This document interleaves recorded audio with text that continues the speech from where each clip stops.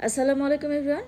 আজকের আয়োজনে আমি এমন একটি পিঠার রেসিপি শেয়ার করছি যেটা কিনা শুধু শীতকালে নয়, যে কোনো মৌসুমেই এই পিঠাটি ভীষণ মজার। মাত্র দুটি উপকরণ দিয়ে কিন্তু আজকে এই মজাদার পিঠার রেসিপিটি শেয়ার করছি। আর প্রত্যেকটি পিঠা বানিয়ে নিতে মাত্র 1 মিনিট করে সময় লাগবে। আর অনেকেরই প্রবলেম থাকে এই পিঠা কিন্তু ফোলে না। আর কিভাবে ফুলে সেই রেসিপিটি কিন্তু আপনাদের সাথে শেয়ার করব টিপস সহ। তো কোথাও যাবেন না, ফুল ভিডিও জুড়ে সাথেই থাকবেন। ছোট্ট একটি ভিডিও। আর রেসিপিটি ভালো লাগলে অবশ্যই পেজ ফলো করে সাথে থাকবেন। আর ইউটিউব চ্যানেল থেকে দেখে থাকলে সাবস্ক্রাইব করে আমাকে সাপোর্ট করবেন। আর ভিডিওতে একটি লাইক দিতে ভুলবেন না। আর হ্যাঁ, আপনাদের টাইমলাইনে শেয়ার করে রেখে দিতে পারেন। যখন ফ্রি থাকবেন তখন রেসিপিটি দেখে ঝটপট বানিয়ে নিতে পারবেন।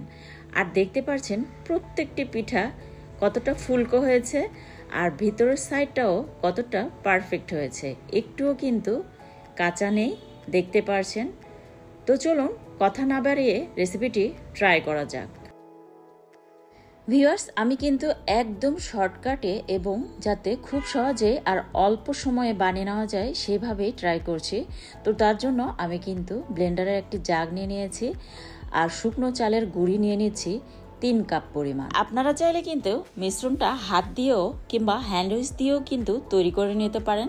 তো একটু টাইম লাগে। তো আমি কিন্তু আগেই বলেছি যে রেসিপিটি শর্টকাটে বানানোর ট্রাই করছি, যাতে অল্প সময়ে ঝটপট বানিয়ে নেওয়া যায়।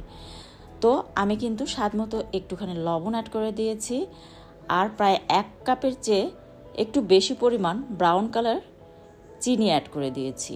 দিয়ে এটাকে আগে সুন্দরভাবে একবার মিক্স করে নিলাম। নিয়ে আমি কিন্তু এর সাথে 2 কাপ পরিমাণ নর্মাল পানি ইউজ করেছি, আর হাফ চা চামচের মতো বেকিং পাউডার ইউজ করেছি।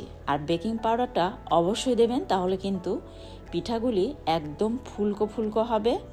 আর যাদের পিঠা একদমই ফুলে না, তারা কিন্তু বেকিং পাউডার এটা কোনোভাবেই মিস করবেন না। তারপর আমি 1 মিনিটের মতো সুন্দরভাবে ব্লেন্ডারে ব্লেন্ড করে নিয়ে এটাকে ঢেলে নিয়ে ঢাকনা দিয়ে ঢেকে আরও প্রায় 10 থেকে 15 মিনিটের মতো এটাকে রেখে দিয়েছিলাম সেট হওয়ার জন্য। তাতে কিন্তু যেহেতু আমরা শুকনো চালের গুঁড়ি দিয়ে ট্রাই করছি, তাতে মিশ্রণটি কিন্তু আর একটু ঘন হয়ে আসবে। তো এখন মিশ্রণটি দেখতে পাচ্ছেন কতটা ঘন হয়ে এসেছে। আর এই পিঠার মিশ্রণ কিন্তু একদম খুব বেশি যে পাতলা তাও না, আবার খুব বেশি যে ঘন তাও না। মিশ্রণটি দেখে অবশ্যই আপনাদের বুঝে নিতে হবে। তারপর চুলে একটা প্যান বসিয়ে দিয়েছি, আর পর্যাপ্ত পরিমাণে তেল দিয়ে তেলটাকে আগে খুব ভালোভাবে গরম করে নিতে হবে। তারপর আমি পিঠাগুলি কিভাবে বানিয়ে নিয়েছি তা অবশ্যই দেখে বুঝতে পারছেন।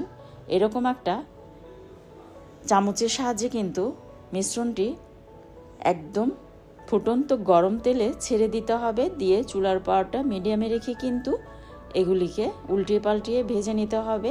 আর মিশ্রণটি দিয়ে দেওয়ার সাথে সাথে তেলে 10 থেকে 15 সেকেন্ডের মধ্যে কিন্তু একদম ফুলে উঠবে। আর কতটা ফুলকো হচ্ছে প্রত্যেকটি পিঠা তা দেখেই বুঝতে পারছেন। আমি কিন্তু একটু ব্রাউনিশ টাইপের করে ভেজে নিয়েছি, তবে আপনারা চাইলে একটু সাদাটে টাইপের করেও কিন্তু এটাকে ভেজে নিতে পারেন। তবে আমার কাছে একটুখানি এভাবে লাল লাল করে ভেজে নিলেই বেস্ট লাগে খেতে। আর প্রত্যেকটি পিঠা দেখতে পাচ্ছেন কতটা ফুলকো হয়েছে, আমি দেখিয়ে দিচ্ছি। আর ভিতরের সাইডটাও কতটা পারফেক্ট হয়েছে, আর একটুও কাঁচা নেই সেটা আমি দেখিয়ে দিচ্ছি। উপরের সাইডটা ক্রিস্পি এবং ভিতরের সাইডটা নরম সফট। খেতে কিন্তু ভীষণ মজার, কোনোভাবে মিস করবেন না। অবশ্যই রেসিপিটি দেখে একটিবার হলেও ট্রাই করবেন।